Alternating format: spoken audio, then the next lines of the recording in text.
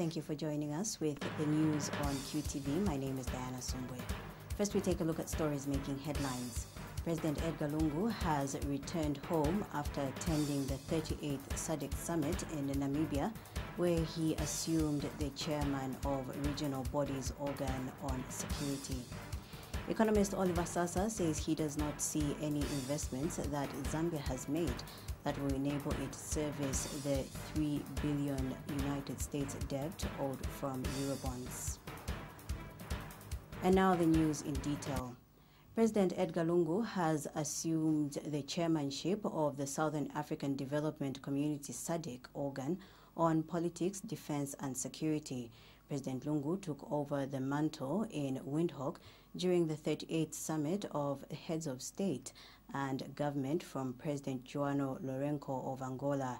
He will lead the regional politics, defense and security organ for 1 year, during which the region will keenly follow political events in the Kingdom of Lesotho, Madagascar, the Democratic Republic of Congo, the Kingdom of Eswatini, Malawi and South Africa, among others. And President Lungu says a common vision for the region is cardinal for the advancement of a collective desire for peace, security and development. President Lungu notes that to attain this, it was imperative that the region identifies major challenges that are faced in order to formulate appropriate responsibilities. The news reports that President Lungu is also of the view that the spirit which spurs the SADC to seek common solutions to various problems that affect the livelihood of a SADC family and African Union AU. African Union AU Chairperson Paul Kagame has urged President Edgar Lungu to work with other leaders in the Southern African Development Community SADC region to ensure the electoral process in the Democratic Republic of Congo DRC is credible to ensure stability. Mr. Kagame, who is also Rwandan president, made the appeal when he held bilateral talks with President Lungu on the sidelines of the just closed 38th SADC Summit in Windhoek, Namibia. This is according to President Lungu's Special Assistant for Press and Public Relations, Amos Chanda. Mr. Chanda said that during the 45th minute-long meeting centered on the need to enhance the regional security, Mr. Kagame emphasized to President Lungu, as incoming chair of Trioka organ on politics, defense and security, that the primary responsibility of SADC is to oversee the stability of Congo. He has revealed that as chair of the African Union, President Kagame is worried that if there is no credible electoral process to lead to a credible outcome, there could be instability that can cause influx of refugees to DRC's 9 neighboring countries. Mr. Chanda stated that the two presidents agreed that they would consult widely with other members within SADC and beyond on the matter. President Lungu has since arrived home from the SADC summit. The theme of the summit, which is being held at the Safari Conference Center, is promoting infrastructure development and youth empowerment for sustainable development. Economist Oliver Sasa says he does not see any investment that Zambia has made that will enable it immediately service the $3 billion United States debt it owes from issued Eurobonds. Professor Sasa has observed that the investments that the country has made in road infrastructure, for example, may not yield the sort of return that will service the debt when it falls due. In an interview with QTV News by telephone, Professor Sasa thinks that everyone can now agree that the Zambian economy is headed for a debt stress. Professor Sasa says this is mainly because the country has not prepared adequately to repay the 3 Eurobonds. He states that it is important, however, for Zambia to be clear of how it will manage the repayment of the first Eurobond of 750 million United States dollars.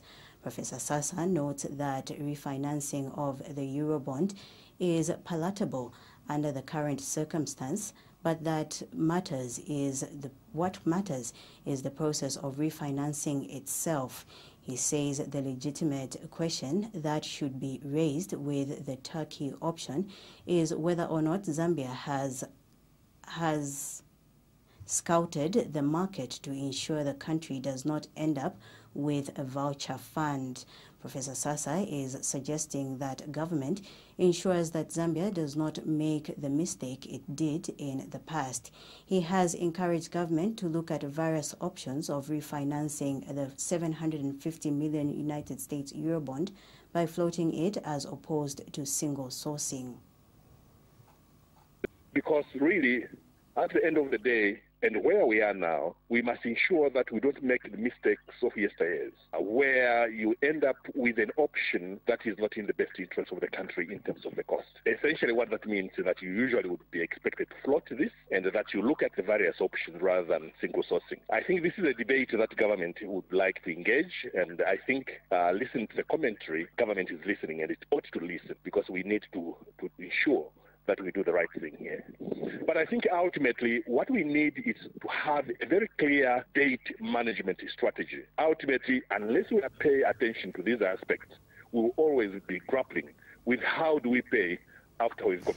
Tourism and Arts Minister Charles Banda says that talent development in creative arts is a key area in the job creation agenda for the Zambian youths.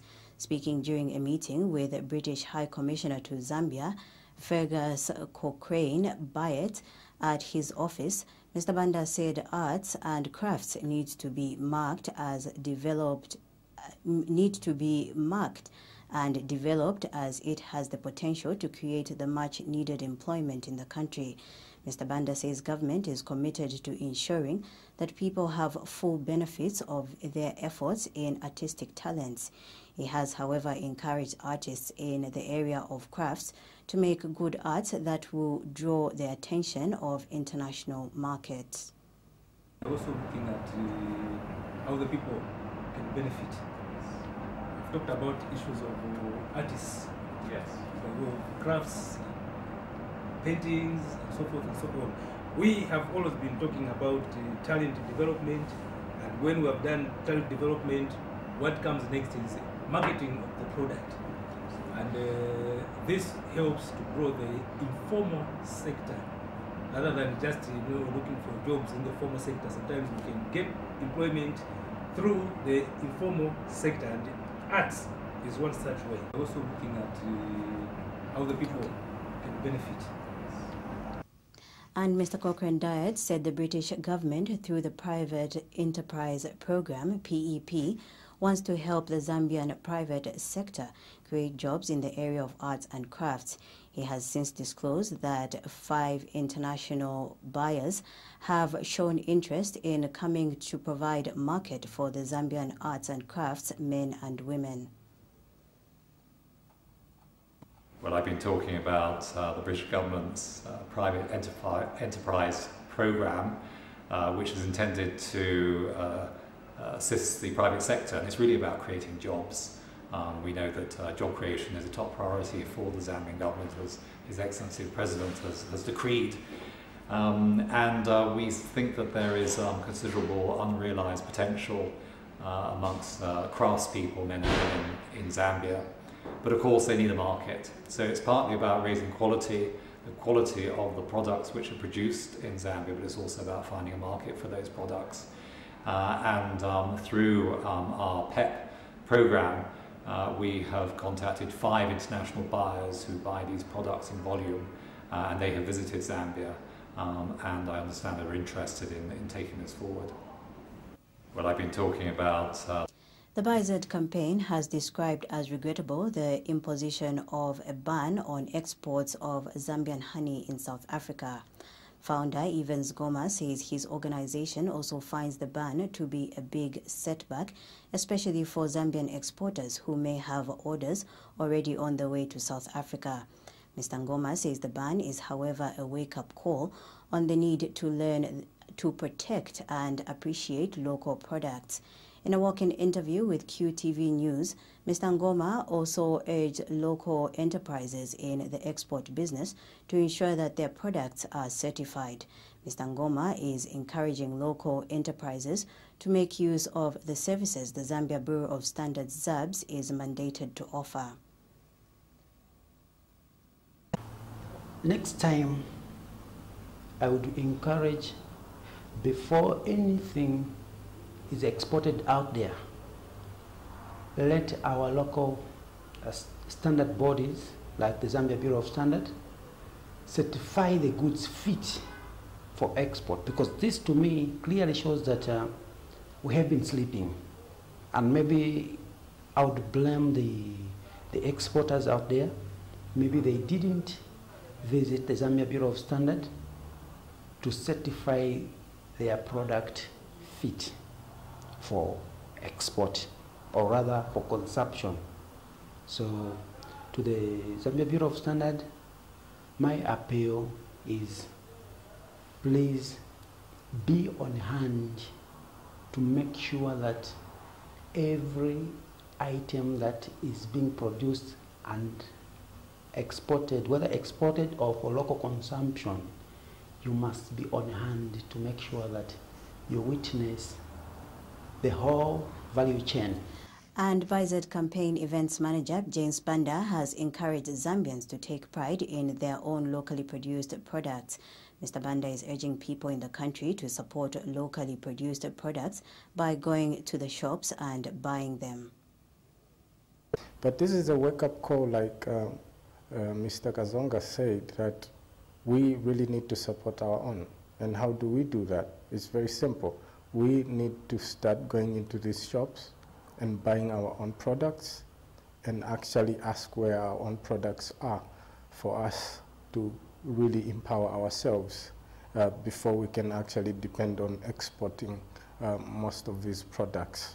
So as BIZ, we are saying to the Zambian manufacturers, please follow the procedures before exporting your products and before distributing your products, so that the consumers can also be safe and create confidence in the consumers to consume the locally produced. The Grain Traders Association of Zambia, GTAZ, has projected a rise in the price of maize to 100 kwacha per 50 kg bag, given the demand of the grain on the market.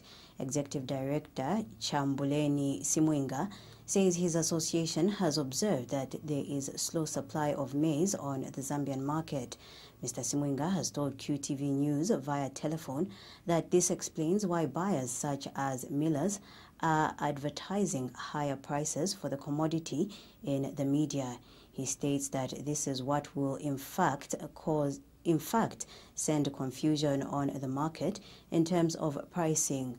Mr. Simwinga says this is also why the GTAZ is expecting the price of maize in Zambia to shoot up. He says grain traders are currently buying a 50 kg bag of maize between 80 kwacha and 85 kwacha. The only issue is that there is a slow flow of maize on the market. Most of the reason why you have seen some companies going to extreme of advertising in the press. Some advertisers 92 kwacha per 50 kilo bag, so that will send confusion on the market. As you can note, FRA is buying at 70 kwacha per 50 kg bag. So meaning there will be confusion now in terms of pricing. So mostly we're expecting the price to shoot up to almost 100 very soon, but otherwise the maize is coming in slow, and we are buying between 80 and 85. Otherwise the pace is quite slow. Also the reason we have seen that dealers also have gone into the bush to buy, unlike in the previous times. So we have seen that it's not easy to wait for maize to be brought at the factory. The Industrial Development Corporation IDC has announced plans of partnering with another company in the $1 billion United States recapitalization of Indeni. The partnership is expected to improve the performance of the petroleum refinery company. IDC Chief Executive Officer Mateo Kaluba says 2 bidders are expected to submit their proposals by the end of this month for a selection that will be done by the end of this year. Mr. Kaluba says IDC has since written to the two selected bidders requesting them to provide proposals on shareholding and long-term plans for Indeni. He states that the proposals which the corporation is demanding from the two bidders are cardinal. The opposition United Party for National Development says it is in support of the church's decision to exclude the Zambia Center for Interparty Dialogue, ZCID, in leading the national dialogue process. UPND Secretary General Stephen Katuka says his party has always been in support of the church leading the national dialogue.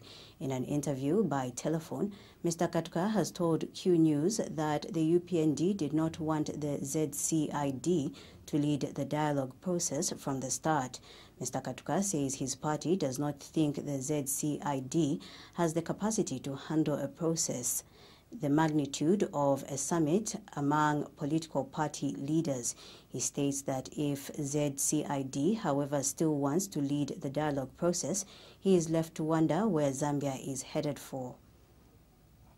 We have been consistent as UPND. We have been saying let the church lead this process, and that has been our stand from the word go. We have not diverted from anything. Our stand has been we did not want ZCID to lead this process. We said the church must lead. So if that is what the church are saying, it's just in tune with what we have been saying. We have said that the ZCID, of which we are members, has no capacity to lead a big thing like this one. So if the ZCID is still wanting to lead, then I don't know what we are headed for. We have been consistent as UPND. We have been saying let the church lead this process, and that has been our stand from the word go. We have not diverted from anything. Our stand has been we did not want ZCID to lead this. The Opposition Economic and Equity Party EEP has observed the need for the fight against corruption in Zambia to extend to everyone. EEP President Chirufya Tayali says his party is against the selective approach to the fight against the vice. Mr. Tayali tells Q News that if the fight against corruption continues to be selective, people in the country are bound to speculate. He says people are already speculating on the dismissal of former Zambia Air Force ZAF Commander Eric Chimese, who was relieved of his duties for alleged involvement in corruption practices. Mr. Tayali says his party has in fact picked it that General Chimese allegedly fell out of President Edgar Lungu's favor owing to his ties with former Foreign Affairs Minister Harry Kalaba. He says the EEP cannot, however, establish whether this is true or not, but thinks that the selective approach to the fight against corruption may have contributed to this speculation. Our point is that, you see, when corruption is happening blatantly and people are seeing it and nothing is being done, and then all of a sudden one man is taken out and is accused of this corruption, it may be seen as a way of sorting out, adversaries. These people, I'm talking about this, I don't like to talk about rumors, but this rumor has come to me, and I'm talking about it because people who speculate like this, when you're not fighting corruption, then all of a sudden, you come and pick on a person to say he's corrupt. People will be bound to speculate like this. So what we are saying is that, can this corruption fight be, for everyone? It shouldn't be selective. It shouldn't be selective. It shouldn't be other people are doing it. People can clearly see that here there is corruption and nothing happens. And so when you bring out a person like this one, like what is happening to Chimese, people are bound to speculate. And now I'm even thinking to say, is this man really corrupt? Or maybe really it is out of this victimization. Our point is... Political historian Bizek Jube Piri has observed that Zambia cannot anymore be separated among ethnic groupings 50-plus years after independence. Professor Piri has taken note that Zambians have very much transformed in these past years for such a division to emerge. In an interview with QTV News, Professor Piri, who is a university lecturer, notes that this is given the intermarriages that have taken place among various ethnic groups.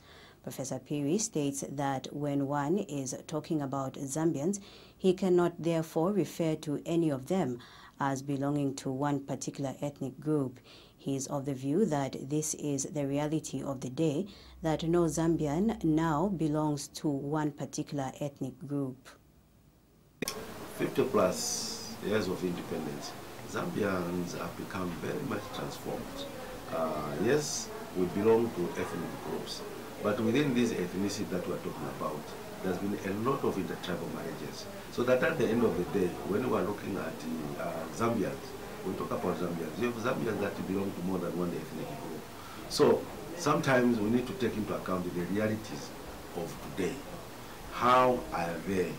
How do they affect our nation? How do they impact on the governance of this country? So these are things that cannot be sidelined. The Evangelical Youth Alliance International has welcomed the position taken by the Deputy Chief Justice over the alleged contempt of court by United Party for National Development UPND leader Hakainde Hichilema, and calls on relevant institutions to follow up the matter. Evangelical Youth Alliance International Executive Director Moses Lungu states that the only way Constitutional Court judges will have their respect and dignity restored to them is when evidence is presented before the court by Mr. Hichilema on their alleged corruption. Reverend Lungu is of the firm belief that Mr. Hichilema must be given his day in court on allegations of contempt to clear his name and demonstrate with facts how the 3 Constitutional Court judges could have been allegedly corrupted by the Republican president, as alleged by Mr. Hichilema. He states that the failure by the court and authorities to decisively handle this matter will continue attracting more impunity and slander from members of the public against courts and judges. Reverend Lungu has since noted that justice may not be selectively administered on the basis of one's status in society. That the 3 Constitutional Court judges are corrupt. Every one of us should actually be held accountable on our offenses that we commit, and no one is above the law. The matter, as cited by the Deputy Chief Justice, that either by the judges or the court in itself should have actually called Mr. Hakainde Hichilema and allow him to clear his allegations that the 3 court judges were bribed by the Republican head of state. Failure to do so, failure to deal with this matter decisively, it will actually affect the court in the way that we have so many people down the lane that have been held by the court on similar charges of contempt, because we cannot bring or reduce the credibility of the institution into ridicule. We must all be responsible as Zambians and ensure that the honorable courts are given the due respect. Lusaka Water and Storage Company Managing Director Jonathan Kampata says the utility company is losing about 47% of its daily water supply through leakages and illegal connections. Mr. Kampata says the company is, however, carrying out a database cleanup aimed at reducing commercial losses to 35%. He says so far inspectors have gone through over 100,000 accounts. And Mr. Kampata says the Lusaka Water and Storage Company currently supplies about 100,000 cubic meters of water on a daily basis. Mr. Kampata states that this will be increased to 110,000 cubic meters by November this year through various projects currently underway. He, however, states that the projects to increase water supply will continue causing water supply interruptions around the city of Lusaka.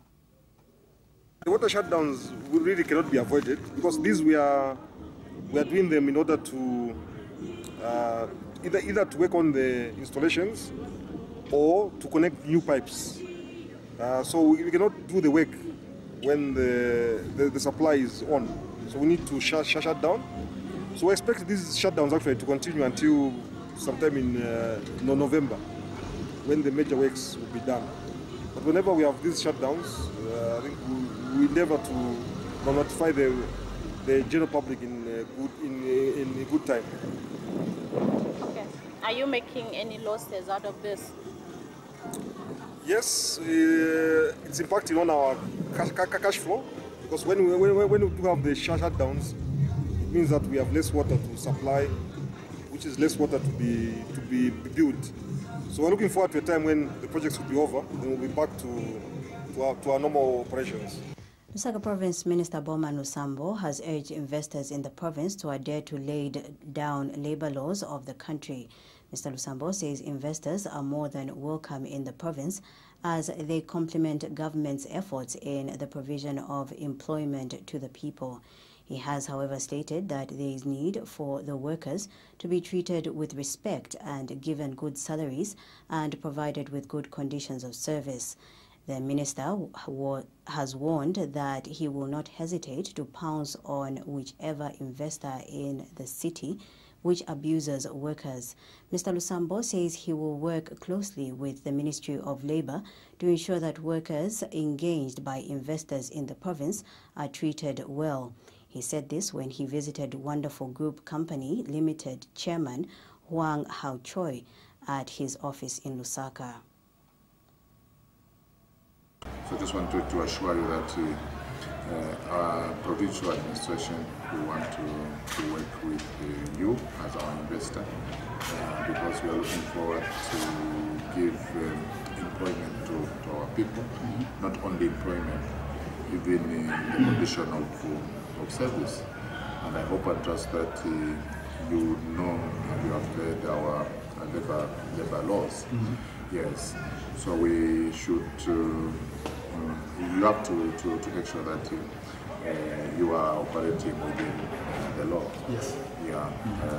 Government of His Excellency is creating the enabling environment for our investors to invest in our country. Yes. When you invest in Zambia, you are sure you are 100% comfortable with your money because our economy is booming. Political situation in our country is stable. We have a president in State House who wants to develop this country and he doesn't want to be And Mr. Yaochi commended government for the favorable environment it has put up for investors in the province and the country as a whole. He has pledged to operate in accordance to the labor laws and further assured of giving back to the community through corporate social responsibility. Before reaches, we want to hand over the clinic to the community. Very good. Even today, this afternoon, we will go to where is Makpolo it is. Next Makpolo, we want building the police post for the community. So this afternoon, we will go there to do the site list. And we also will start by 1st of September. Then when you are doing things like that, you become my good friend. And when you are doing things contrary to my president's vision, you will be my enemy. Because me, I want to work with people who want to work for the people of Zambia. If you are going like this, we will be enemies. But if you are going like this, we'll be friends. The Zambia Alliance for Women's, ZAW, has noted the importance of women's participation in sustainable management of natural resources. ZAW Program and Communications Officer Mulenga Chala notes that the natural resource management programs may affect women and men differently due to their rights, roles, and responsibilities. She has stated that women have a unique understanding of the natural resources around them. Ms. Chishala, however, notes that if women are not specifically included in the design of policies and programs, their unique understanding of the environment and natural resources around them can be lost. She notes that the increasing women's participation in decision-making will ensure greater success and sustainability of the environment. For us, what is very key is how women are involved, especially in preserving the wildlife because for the women that we work with, under one of our thematic areas is sustainable agriculture. And we know that in agriculture, women are involved in various practices. And in these practices, we know that women will either clear a land in order to do certain farming. So for us, in doing our programs, we ensure that women are very knowledgeable about what they're doing, especially in promoting agroforestry.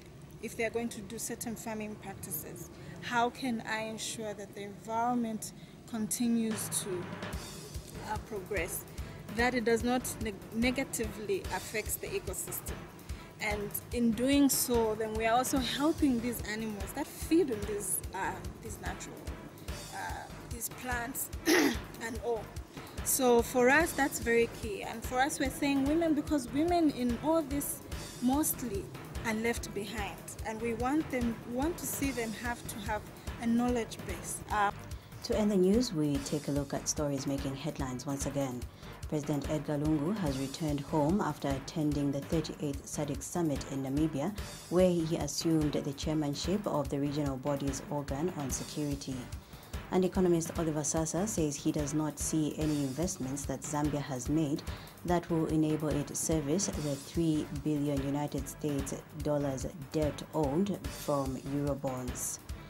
On that note, we come to the end of the news. From me, Diana Sumbwe, thank you for watching.